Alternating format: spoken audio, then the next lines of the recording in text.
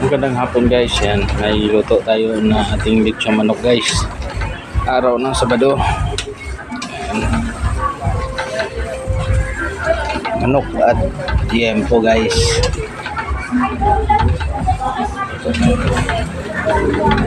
Luto na yung ating yempo pati manok. Malapit na yan maluto guys.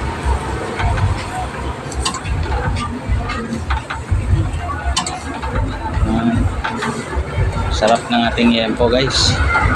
Nakamarinate din yan, parang manok din, nakamarinate yung ating manok.